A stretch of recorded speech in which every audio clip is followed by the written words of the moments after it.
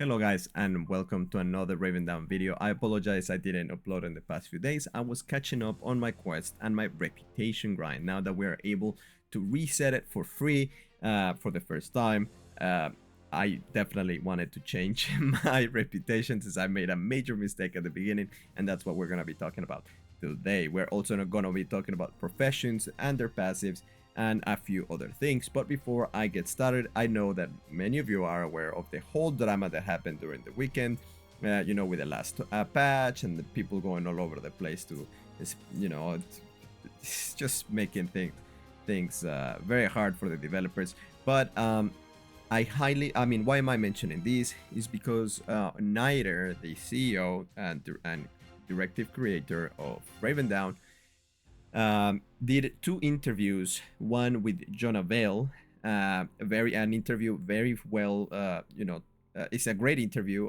They talk a lot about PvP and what's to come for the future of Ravendawn, with a lot of, mention a lot of issues about Ravendawn, and Niter's answers and response and everything. I thought it was very, very good. And also Nasori's interview with Niter, same thing. They talk about other systems, that I thought it was great to hear, and I highly recommend you to listen to both interviews. So I'm gonna leave both interviews on the description below, so you guys can check it out. And well, with that being said, let's dive right into the reputation system. So the very first thing that I would like to mention is, how do you reset your reputation? Well, what you need to do is you need to click on the reset points, and then you click yes again, and as soon as you say yes, it will say first reputation reset is free. Are you sure you want to reset your passives? And then you just gotta click confirm, and boom, that's it. It will allow you to reset your points. So again, just click the coins in the top right corner. First reputation reset is for free, and confirm, and voila, you got yourself your whole reputation system completely reset. Now, I highly recommend you that before you do this, because I don't know how your reputation perks are at the moment, I highly recommend you to grind the game, doing quests, finding emblems, and talking to NPCs to accumulate as much reputation as you can. At the moment, I am at 10,303 reputation. That is just enough to be able to get one of each level, meaning that I'm going to be able to have one perk from the first level, one perk from the second level, third, 4, 5, 6, 7, till the very last. Now, why would I recommend this? Well, because naturally the last perks are super beneficial for you, whichever it is that you decide to pick. I personally love doing trade packs, therefore I created my entire perks surrounding and focused on that specific topic, something that I couldn't do before due to not being able to reset my perks. Nevertheless, there is also another bunch of options for people who like to grind a lot and want better drops and so on. That's something we're going to talk about right now, but just keep that in mind. Now, how do you actually grind this rep? So like I mentioned earlier, by doing quests, let me show you guys better. So every time that you start a quest or you finish a quest, there is always going to be a reputation reward. As you can see, this one gave me 75 reputation, this one gave me 100, and so on. But that's not the only way to get reputation. Have you seen those shiny little chests or random skeletons around the world where you interact with it and it gives you emblems? Well, guess what? That also gives you reputation. So keep that in mind. The other way to get in reputation is talking by NPCs. So as you can see, every time you get this conversation right here with a random NPC, it will give you the three options. Whichever you click, it will affect that specific type of reputation, but you will gain reputation nonetheless, and that is exactly what matters. Now, how do you know which character to talk with? Well, honestly, you don't, but to give you an idea of when to talk with specific characters is when you finish a quest line. If you started a quest line on a new region, it's very likely that if you try to talk with any NPC, you will not get any of these sort of conversations when it allows you to get reputation. But once you finish the quest line, one or two quests from that specific region, many of these characters will give you these options to be able to talk with them. So it's something to really definitely to look into. As you can see here on this clip, I am literally talking to every single NPC because I was desperate. I needed like 10 more rep, and boom, there we go. So every time you talk with an NPC, it gives you 10 rep per NPC conversation. The emblems give you 20, 25, if I remember correctly, reputation, and the quests give you between 75 to 250 depending the quest. Obviously, there is certain quest lines that give you more because there's like a lot of sub quests in there that reward you with a little bit of reputation, so it's definitely worth doing. So with that out of the way, let's talk about the reputation perks now. So this is currently the ones that I picked. I picked Scavenger 1 that increases the drop rate of items from creature by 3. I clicked also increase speed while pulling wagon by 5%. Bartending 1, Trader Safeguard.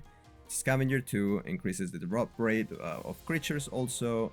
Another Carabiner tool that increases the speed of pulling a wagon by 10%, and bartending 2 as well. Now, why did I pick these things? Well, because I like to grind my Rangers company a lot, and I always try to pick places that I know the mobs will drop something important, something of value. Therefore, I picked these two to help me get that specific thing of value that specific monster drops. So like the tier 5, tier 4 mats that the vampires, the trunks, or the scorn drop, right? So I can make a little bit of money while grinding my Rangers company. I also invested on my wagon. So now I have a wagon, a badass wagon that, let me actually remove the skin real quick. I have a badass wagon that can carry 5 trade packs. So definitely want to make sure I can go super fast on my really cool looking wagon. That's another reason why I picked that specific perk.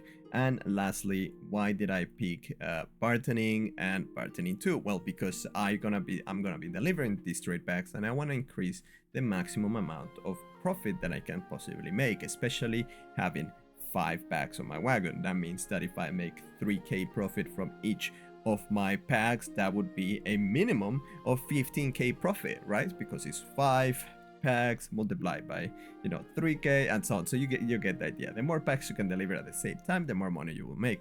So this is the strategy I am personally taking, but there's so many other alternatives that you can go for. For example, you can do something similar but at sea. You can grab the increased speed of ships, by when carrying trade packs and so on. In fact, this is why I take traded safeguard, because sometimes I feel like trade backing on land is not enough, and I want that extra little bit of profit, so I'm gonna go into the water and try to deliver a sea breeze or Less Forge or Gilead or anything like that, and having that extra 25% shield when getting attacked by another by another boat is definitely worth it to try to stay alive for a little bit longer, trying to get away from those pesky pirates.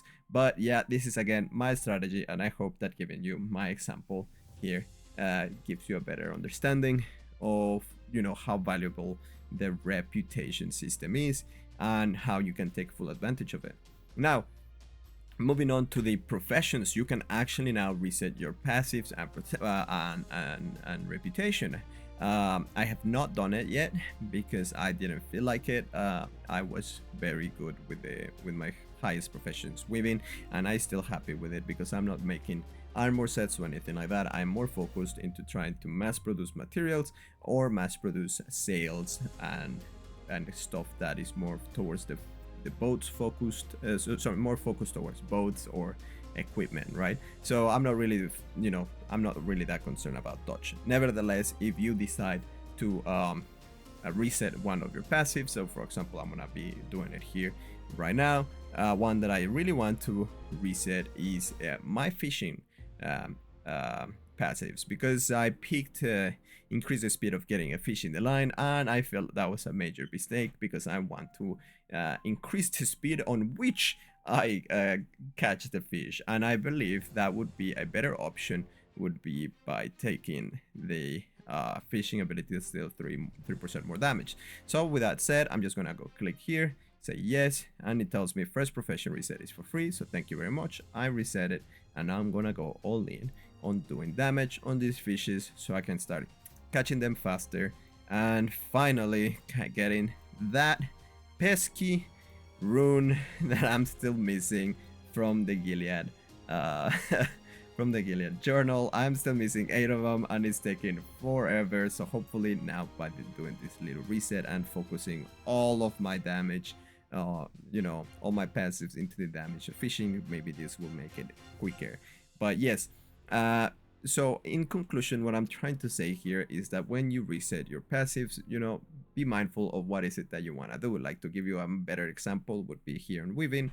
I have it all on experience, on increasing labor, and synthesis, right? I went a little bit in touch. Maybe I will I'm not sure still. I think I have a lot of points on very high level, but let's say that you are somebody who is more concerned about making, about gambling with armor or items, right? So yeah, let's say that you want to do leather. So your path should be more like labor and touch only. Having these two is super important, and having this one unlocks precision touch that adds 200% crafting quality with a 75% chance of success. This is massive. This is a must, and it's super strong.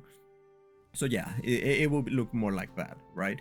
So keep that in mind, think it through, and enjoy your decision and your journey, right? But yeah, that's pretty much it. That's what I wanted to talk about. And like I said at the beginning of the stream, make sure you guys check out those interviews with Niter. I think they're 100% worth listening.